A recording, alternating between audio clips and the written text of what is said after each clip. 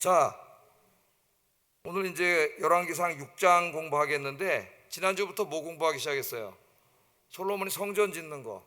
성전을 왜 질까요, 여러분? 요새도 성전은 계속 짓잖아요. 어떤 사람은 또 교회를 성전이라 그러면 알레르기 반응을 일으키면서 교회는 성전이 아니라 그러는 사람이 있는데, 똑똑한 것 같지만은 뭘 모르고 그냥 그러는 거예요, 그 사람은. 구약의 성전이 신약에서는 교회예요, 교회. 또 교회는 사람으로만 이루어진 거지, 무슨 건물이 교회에 또 그런 사람도 있는데 제대로 공부도 안 하고 그냥 그러는 거예요. 이 건물도 교회고, 더 본질적인 거는 이제 하나님 믿는 사람들의 모임, 이 공동체 다 교회예요, 교회. 제대로 공부 안 하고 그냥 삐딱한 사람 보면은 제대로 공부한 사람이 별로 없어. 그냥 조금 아는 거 가지고 삐딱한 거예요. 성전을 왜 짓는 거예요? 예배 드리려고 짓는 거죠, 그죠? 하나님 예배 드리려고 짓는 거예요. 왜냐하면 성전에는 하나님이 성전 지었을 때 거기 임재해 계셨죠. 그래서 성전을 하나님이 집이라 그렇게 이야기하고, 에스겔 1장을 읽어보면은 성전은 하나님의 나라와 지금 우리 인간의 나라가 이렇게 죄진 다음에, 원래 하나였어요, 하나. 죄진 다음에 이게 분리가 돼가지고 하나님으로부터 분리되면 죽습니다, 우리 인간이.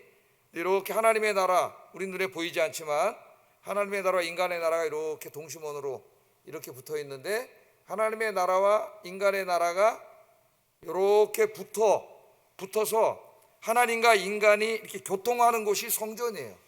구약시대 성전의 개념이. 그래서 에스겔 1장 읽어보면은 하나님이 하늘 보좌에 앉아 계시고 하나님의 다리가 인간의 성전으로 내려와서, 인간의 성전은 하나님의 발등상이라 그래. 그런 말 나오죠, 성경에. 발등상. 그래서 하나님이, 하늘에 계신 하나님이 성전에 임재해 계시는 그림이에요. 거기 계시면서 하나님 백성들 만나주시고 예배도 받으시고 죄도 용서해 주시고 기도도 들어주시고 그런 곳이 성전이에요, 성전. 그래서 이제 성전을 짓는 이야기입니다. 성전을 짓는 이야기. 솔로몬 인생에서 제일 잘한 일이 뭐라 그랬어요? 하나님 일 한 거죠. 성전 짓는 거죠. 성전 짓는 거. 이제 신앙생활하면서 어떤 분들은 한평생 동안 교회를 짓는 일에 헌신하신 분들도 있고, 이제 그렇지 못한 분들도 있는데, 그렇지 못한 분들은 눈에 보이는 건물을 짓는 데에는 관여하지 않았지만은 보이지 않는 교회, 이 공동체에 하나님의 교회를 강건하게 세워나가는데 헌신해도, 신약의 개념으로도 뭐 한 거예요? 성전을 세우는데 헌신한 거죠. 그것도 생각을 하면 되겠습니다. 자, 그래서 오늘 하나님을 예배하는 거룩한 백성, 그런 주제로 말씀을 전하려고 합니다. 자, 함께 읽은 본문은 솔로몬이 성전 건축을 시작해서 성전의 외벽 공사를 마치는 이야기. 외벽 공사까지. 이제 지면은 안에 짓기 전에 외벽을 먼저 짓겠죠. 그래서 요새는 이제 우리 교회 같은 교회가 있는데 교회를 짓기가 어려워요. 왜냐하면 교회를 지으면 이제 건폐율 따지다 보면 이만한 공간은 못 냅니다. 더 들어와야 되기 때문에. 건축법이 까다로워져서. 그리고 돈도 너무 많이 들다 보니까 이제 바깥벽만 새롭게 붙이는 거예요. 이렇게 깨끗하게. 요새 그런 식으로 이제 리모델링 한다 그러나 이걸 그런 식으로 교회들이 많이 합니다. 우리 교회들이 굉장히 지저분하잖아요, 바깥이. 저 밑에서 한번 보면은 정말 지저분해요, 우리 교회가. 여기 이제 아파트가 지어지니까 더 그렇게 느껴져요. 대비가 돼가지고 이쪽이 다 낡아가지고. 그러니까 이제 그런 벽을 이제 건축 기술이 발전해서 요새는 싹 겉에다 입혀가지고 새 교회처럼 깨끗하게 이렇게 만들죠. 그리고 안에는 이제 리모델링하고 이렇게 하기도 합니다. 자, 그러니까 외부에 이제 외벽을 맞춰서 이제 공사 마친 이야기인데, 먼저 좀 여기서 조금 공부하고 지나가야 될 게 있어요. 이제 그야말로 성경 공부. 열왕기서 저자가 성전을 언제 건축했는지 그 연도를 추정할 수 있는 역사적인 단서를 제공해줘요. 오늘 그 1절 말씀이 가장 정확한 단서입니다. 여기가 열왕기상 6장 1절이. 또 여러 구절이 있지만은 가장 정확한 단서는 여기에요. 한번 읽어보겠습니다. 시작.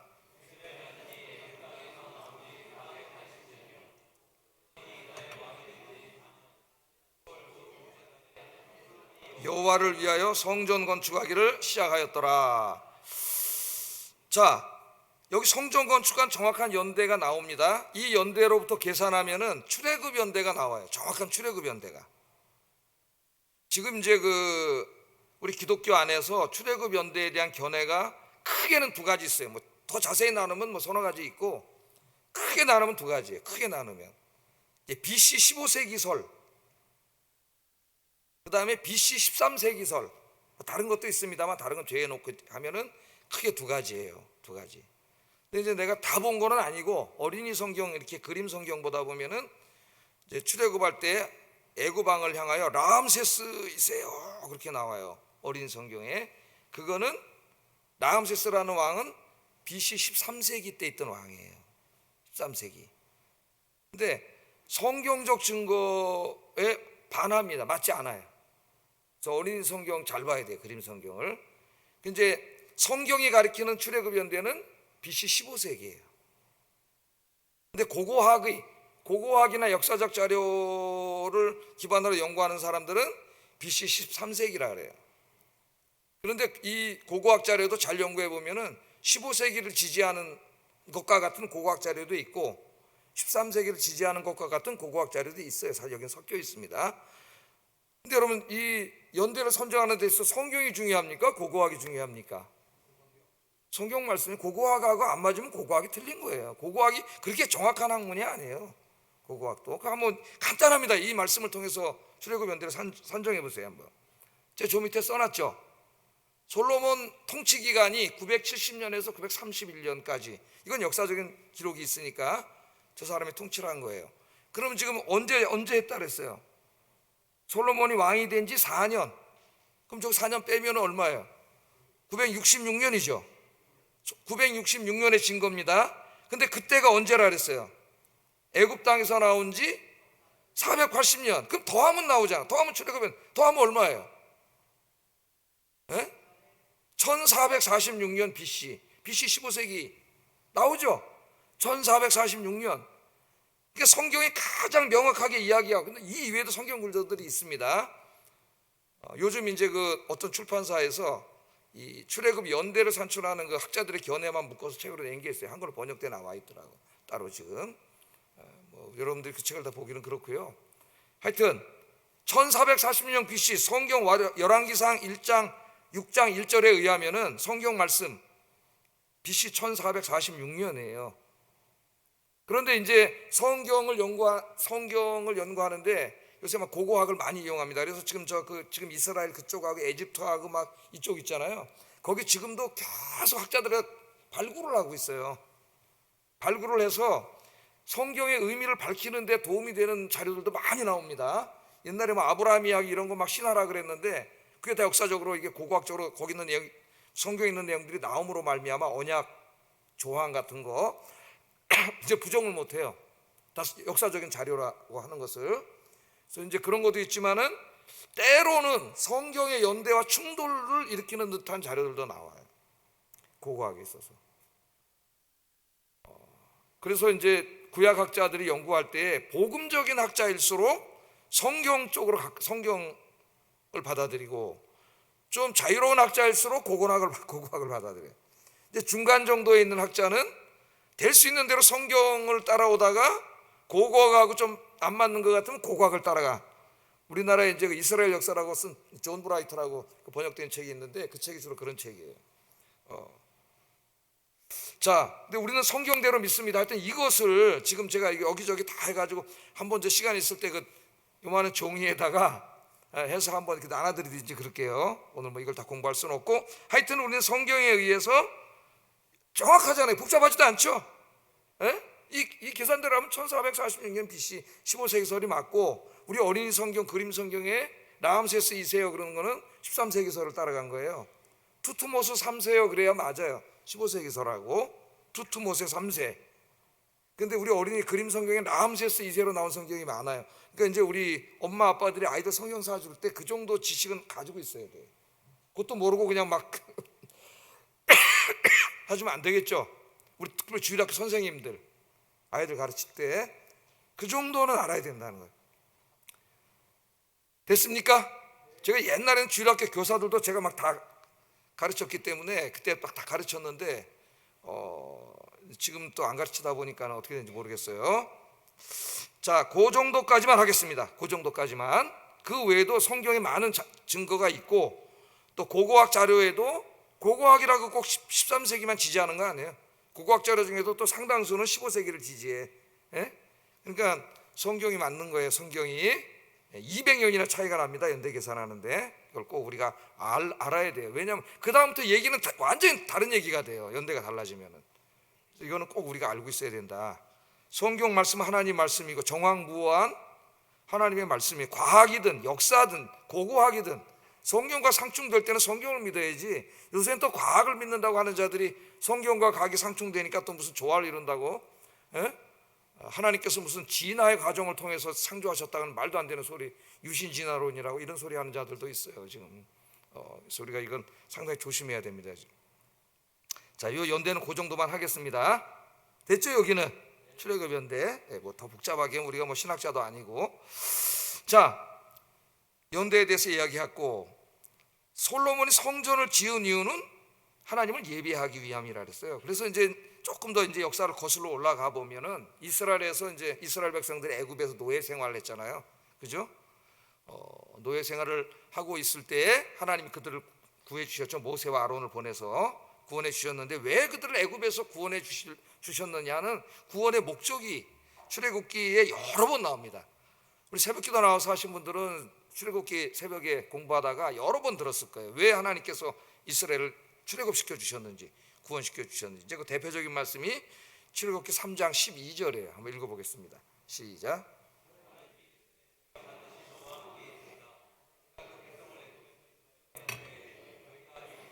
하나님을 섬기리니 이것이 내가 너를 보낸 증거니라. 왜 출애굽했어요?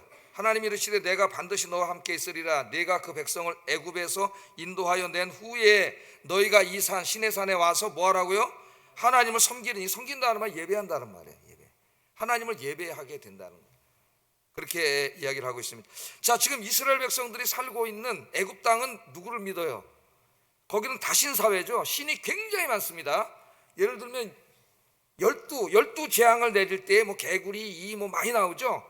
거기에 나오는 모든 것들이 그냥 단지 뭐 개구리, 이가 아니라 애굽인들이 믿는 신인들의 신의 상징들이에요. 그 신들을 심판하는 거예요, 하나님께서.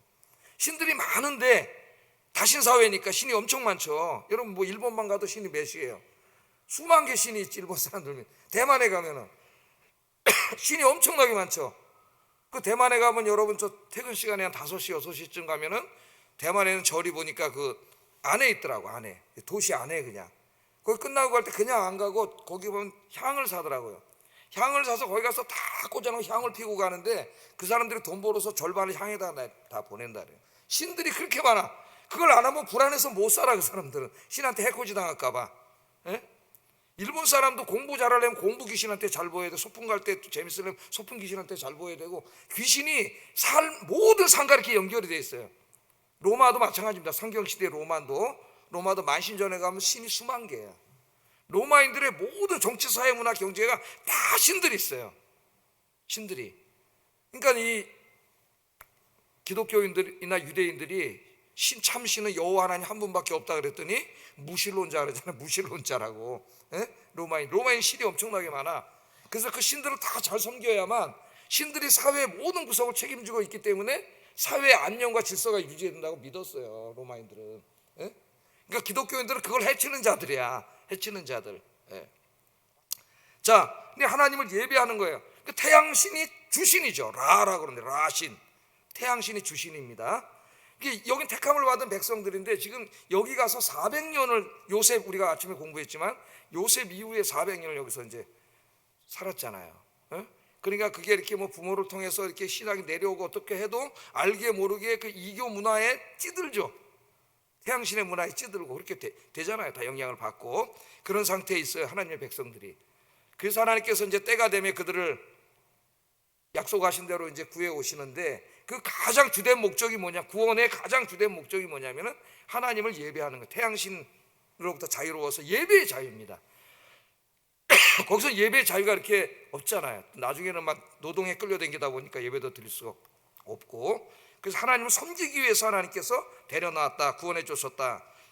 이 구원의 목적은 우리도 동일해요, 여러분.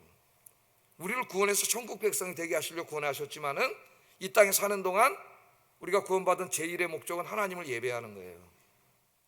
모이면 기도하고 예배하고, 이렇게 흩어지면은 이 하나님의 영광을 전해야죠. 전도하는 거예요. 이 교회의 제일 중요한 사명 아니겠습니까? 이것이 사명 잘 감당하기를 바랍니다. 예. 자, 그래서 이 이스라엘 백성들이 이제 출애굽해서 광야길을 가고 있을 때 이제 그냥 광야에서 막 예배드리고 그랬는데 하나님이 특별히 이제 성막을 짓게 하죠. 광야에서 성막, 출애굽기에 나오잖아요, 그죠? 성막을 이렇게 절하고 그 성막 도면을 누가 주셨어요? 하나님이 주셨습니다. 설계도는 하나님이에요. 그 성막은 신학자들이 연구한 바에 의하면 우주, 하나님 창조하신 우주의 모형이야. 소우주입니다. 성막이 소우주. 그래서 성막을 짓게 하셨어요. 아니, 생각을 해보세요. 광야길 가기도 힘들어 죽겠는데 200만이 애 데리고 뭐 가지고 뭐 있고 가축도 이거 끌고 가기도 너무 힘들어 죽겠는데, 요새 말로 먹고 살기 죽겠는데 힘들어 죽겠는데 성막을 지라는 거예요. 하나님이 이 더워 땡볕에. 예? 성막을 다 지면 그 다음에 어떻게 돼요? 갈 때 지고 가야 되잖아요. 이거를 성막에 들어가는 게 좀 많아요. 그걸 다 지고 가야 되잖아요. 얼마나 힘들어. 그것도 광야길 가는데. 근데 하나님이 성막을 지라는 거예요. 성막을 왜 지라 그랬을까요? 힘들게 하려고 그랬을까요? 하나님은 그들과 이제 광야길 가는데 함께 계십니다. 때로는 불기둥과 구름기둥으로 가시적으로 보여주셔요, 하나님이. 그런데 성막을 왜 지라 그러냐면은 하나님이 그들 가운데 함께 계심을 항상 눈만 뜨면 볼 수 있도록 가시적으로 보여주시기 위함이에요. 보이지 않으면 인간은 어떻게 의심하고 믿음이 없어지죠. 그래서 성막을 짓게 한 거예요. 그 성막을 다 진 다음에 출애굽기 40장 34절 35절 한번 읽어보면은 하나님 찾아오시죠. 읽어보겠습니다. 시작.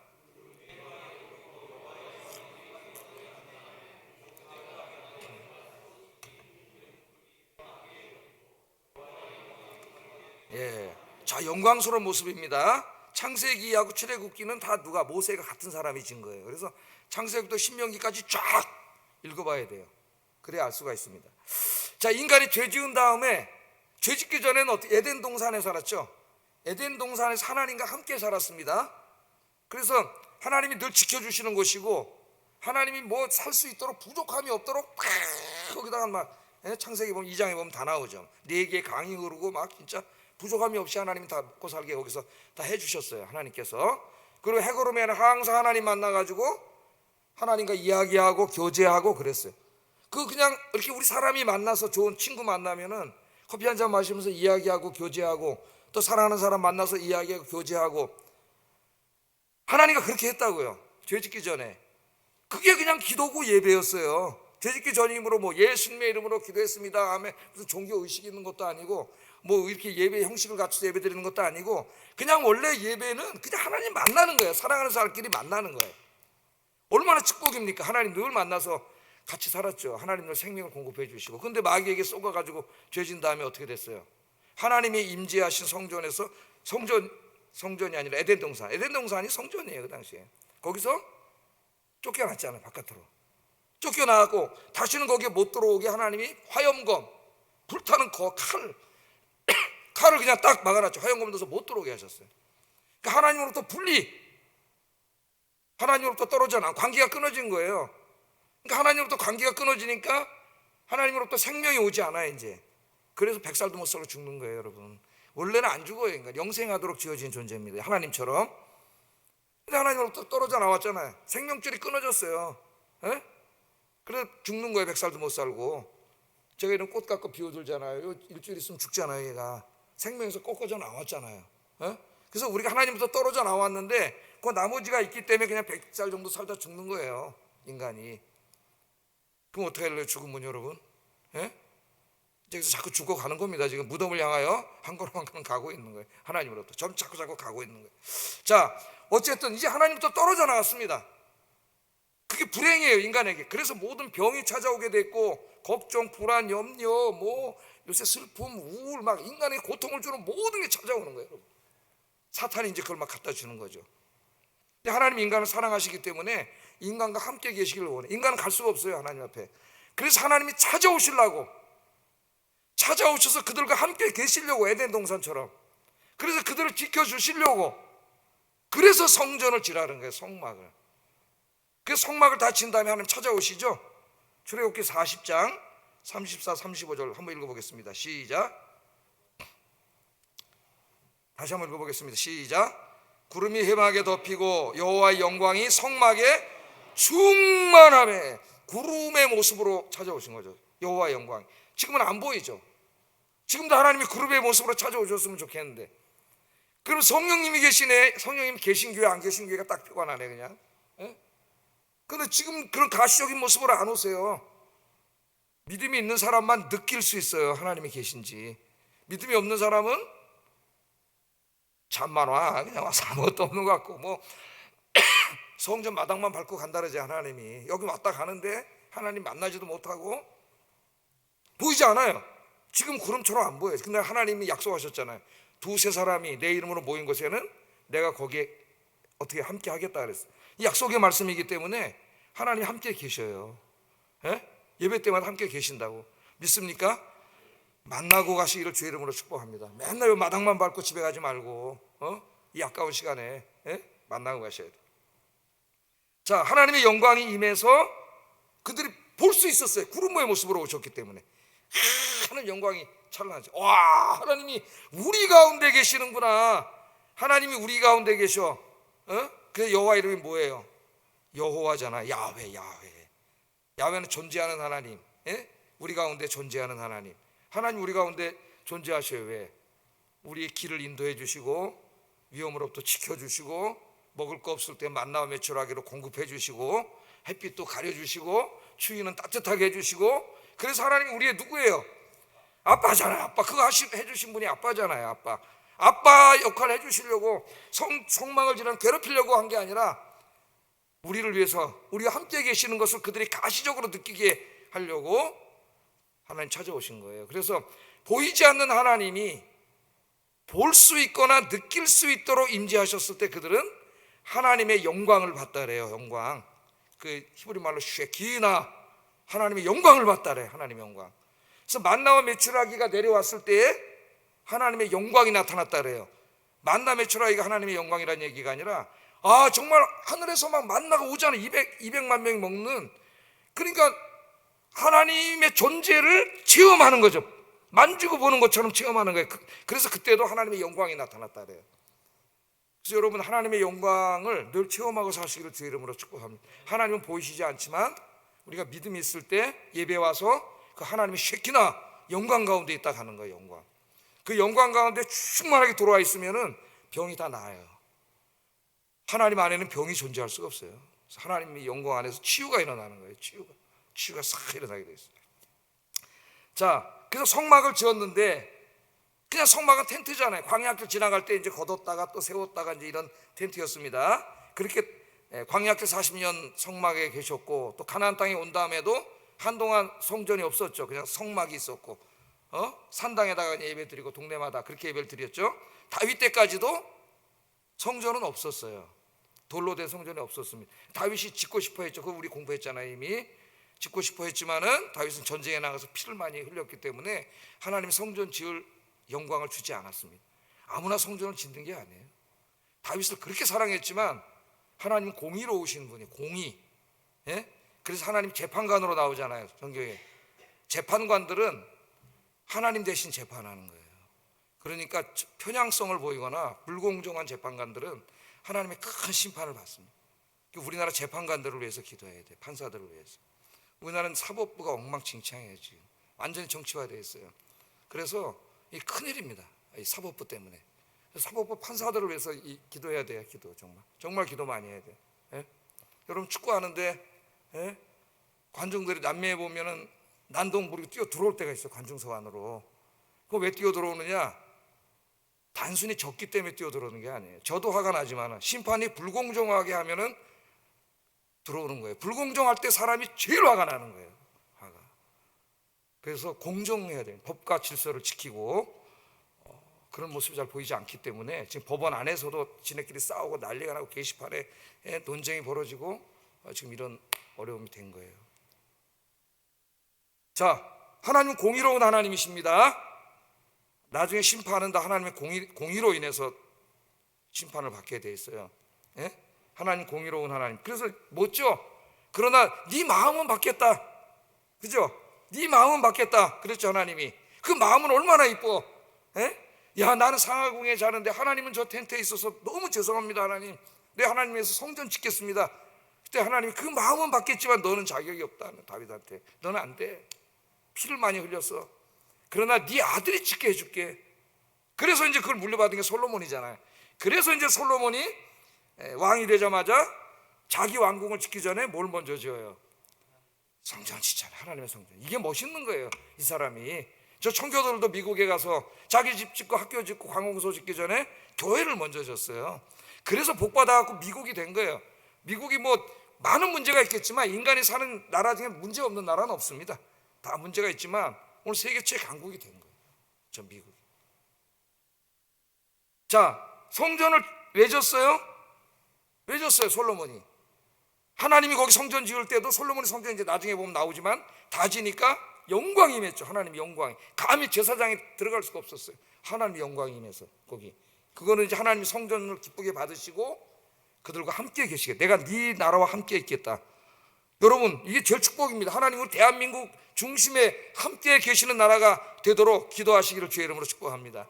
하나님 떠나가면 나라는 망하는 거예요, 여러분.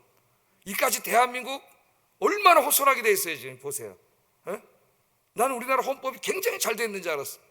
엉망진창이야 지금 보니까. 엉망진창에서 목소리 큰 놈이 이기는 나라더라고, 우리나라 지금 보니까요. 이게 너무나 안타까워요.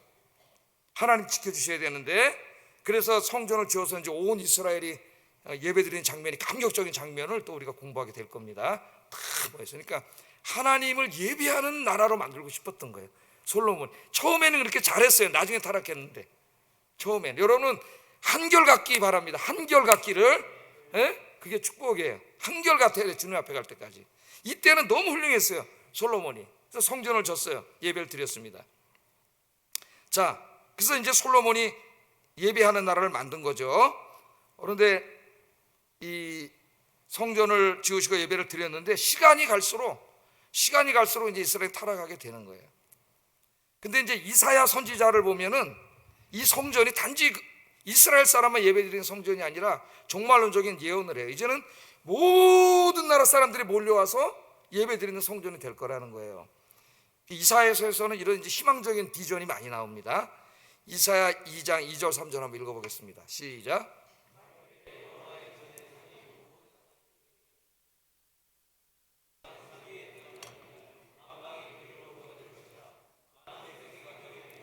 오라, 우리가 여호와의 산에 오르며 야곱의 하나님의 전에 이르자. 그가 그의 길을 우리에게 가르치실 것이라. 우리가 그 길로 행하리라 하리니 이는 율법이 시온에서부터 나올 것이요 여호와의 말씀이 예루살렘에서부터 나올 것입니다. 그러니까 이사야 살 때는 이제 이사야가 환상을 봤는데 어느 날, 와, 저 시온성에 이스라엘 사람만 예배드리는 게 아니라 전 세계 열방 모든 사람들이 성전으로 몰려오는 환상을 본 거예요. 그런 비전을 본 거예요. 와서 하나님 말씀을 듣고 예배를 드리는 모습을 본 거죠. 그게 언제 실현될까요, 여러분? 이사야는 그 꿈을 꿨습니다. 그 꿈을 가슴에 품었어요. 자, 이게 이스라엘 역사에서는 이루어지지 않죠. 이 성전이 문자적으로는 예루살렘에 있는 성전이었지만은 거기에 뭐 언제 지금 뭐 사람들이 몰려와서 예배드리는 게 있었나요? 뭐 조금 이방인들이 와서 예배드리는 거 있었지만은 이 환상은 이루어지지 않았어요. 그런데 사도 바울이 이제 하나님의 부름을 받지 않습니까? 그래서 이방인을 위한 사도가 되잖아요. 그때 사도 바울이 이사야서를 묵상하다가 이사야서의 비전을 자기의 비전으로 삼았어요. 아, 이사야를 읽다가 이 소명을 받은 거야. 하나님의 성전으로 수많은 사람들이 몰려와서 예배드리게 하는 그것을 자기의 소명으로 받은 거예요, 이사야가. 그래서 이제 바울이 그 이제 소명을 감당하기 위해서 전 세계로 돌아다니는데, 사도 바울이 어떻게 이것을 실천을 했냐, 이 말씀을 이해했냐면은 전 세계에 있는 사람들 다 전도해가지고 이 그림을 문자적으로 적용한다. 예루살렘으로 다 데려오는 거죠. 그래야 이 그림이 성취되잖아요. 근데 사도 바울은 그렇게 하지 않았어요. 반대로 했어요. 여기는 지금 이사야서의 예언은 이게 이제 하나의 그 구심력적으로 되어 있습니다. 예루살렘 성전으로 온 열방에 사는 사람들이 오는 그림으로 환상이 보여지죠. 그런데 사도 바울은 이것을 원심력적으로 반대로 적용을 했어요. 그래서 자기가 어떻게 해요? 자기가 온 세계 열방으로 돌아다니면서 전도를 해. 복음을 전해서. 그럼 교회가 세워져. 그 교회가 성전이에요. 그래서 안식일마다 주일마다 어떻게 해요? 그 교회 사람들이 전 세계 열방에서 어떻게 해? 교회로 몰려오잖아요. 지금 전 세계에서 주일에 어떻게 해요? 주일 예배 때 다 몰려오죠. 그래서 이사야서의 비전을 사도 바울이 완성한 거예요.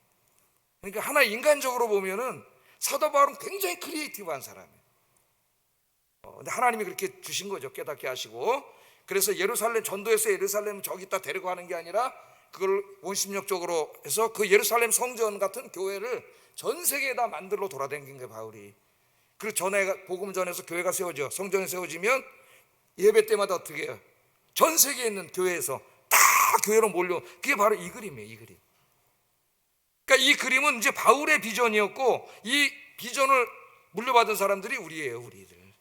우리도 이 비전을 가지고, 근데 우리는 이제 선교사가 아니고 지역교회를 섬기는 성도잖아요. 그러니까 우리는 어떻게 감당해야 돼? 우리 아영교회로 매 주일마다 믿지 않는 사람들 손에 손을 잡고 여러분들 데리고 와서 이 성전으로 올라오는 꿈을 꿔야 돼. 그런 꿈을 꾸고 기도하는 여러분 되기를 주의 이름으로 축복합니다. 그래야 이사야의 비전, 바울의 비전을 우리가 우리의 사명을 이루는 거예요. 우리가 그게 전도예요, 전도. 손을 잡고.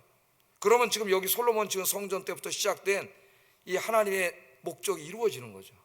목적이 이루어지는 거예요. 자, 그렇게 교회를 세워놨을 때 사도 바울이 이제 뭐라 그래요? 고린도전서 3장 16절 17절 예루살렘 성전으로 데려온 게 아니라 예루살렘 성전 같은 교회를 전 세계에 만들었잖아요. 그 중에 하나가 고린도 교회인데 고린도 교회 성도들에게 이렇게 얘기합니다. 성전에 대해서 읽어보겠습니다. 시작.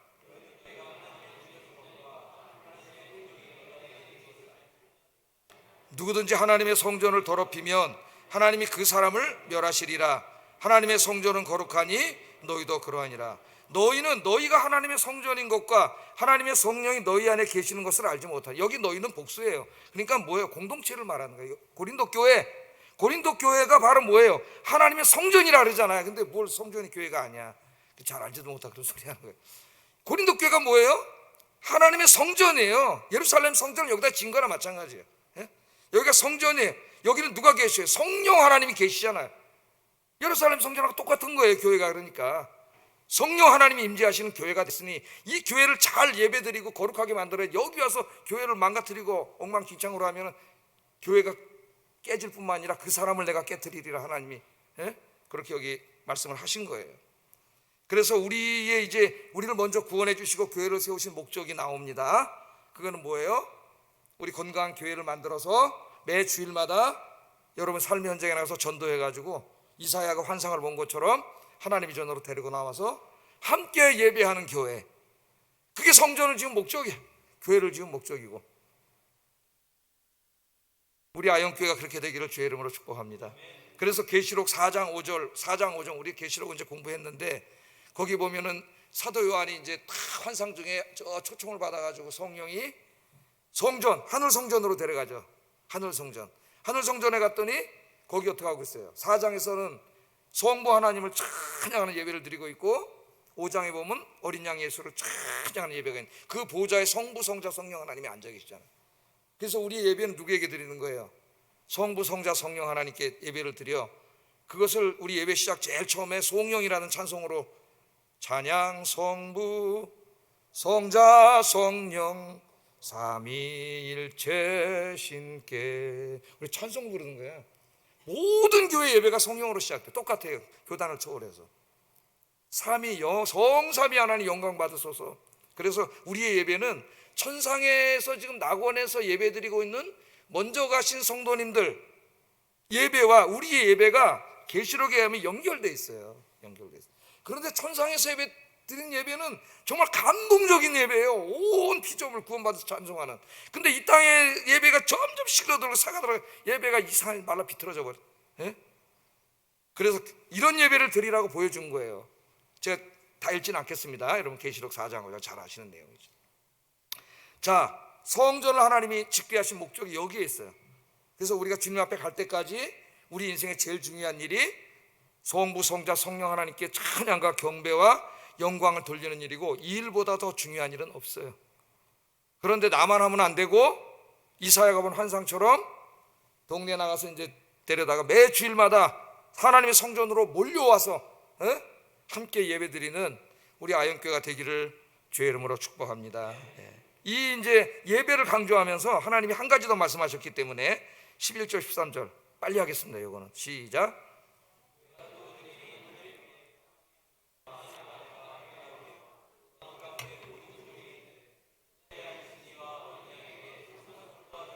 아니 계시록은 다 넘어가고 11절 13절 읽겠습니다. 시작. 여호와의 말씀이 솔로몬에게 임하여 이르시되 건축하니 내가 만일 내 법도를 따르며 내 율례를 행하며 내 모든 계명을 지켜 그대로 행하면 내가 네 아버지 다윗에게 한 말을 내게 확실히 이룰 것이라. 그러니까 성전을 지어요. 그래서 예배의 공동체를 만들어야 되는데 하나님이 한 가지를 더 말씀하셔요. 그게 뭐예요? 내 법도를 따르고 내 율례를 지켜 행하라는 거예요. 그러니까 우리의 신앙생활은 크게 두 가지예요. 하나님을 예배하고 하나님 말씀대로 순종해 사는 거예요. 이 핵심이에요. 핵심. 하나님을 예배하고 하나님 말씀대로 순종해 사는 겁니다. 그러니까 성전을 지을 때 이것을 잊어먹을까 봐 성전만 너무 강조하지 않게 말씀, 토라를 또 강조하는 거예요. 이 두 가지예요. 교회와 말씀을 듣잖아요. 읽고 들어야 되는데 이스라엘 역사에서는 읽는 것보다 더 중요한 건 듣는 거예요. 그래서 샤마 이스라엘은 들으라 이스라엘아. 하나님 말씀을 듣는 게 더 중요해. 그래서 예배에 와야 되는 거예요. 여러분. 들으려면 와야 돼요. 예배 들어야 되고 그 다음에 집에 가서는 묵상하고 읽고 그 다음에 끝났나요? 그 말씀이 내 가슴 속에 요동이 치면서 말씀대로 살려고 몸부림쳐. 100%는 못 살더라도 몸부림치고 못 살았을 때는 통에 잡아가면 울면서 회개하고. 그게 신앙생활하는 거죠. 그게 신앙생활이에요. 그런데 이게 나중에 이제 이사야 시대에 오면 깨져가지고 예배와 삶이 괴리됩니다. 예배는 드려요, 형식적으로. 그런데 사회에 나가면 엉망진창으로 살아.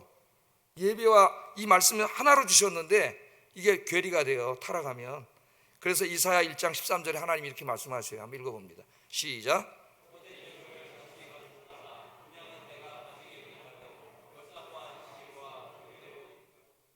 성회와 아울러 악을 행하는 것을 내가 견디지 못한다. 그러니까 우리가 와서 예배를 드렸어요. 내가 세상에 나가서는 말씀 상관없이 또 자기 마음대로 살아.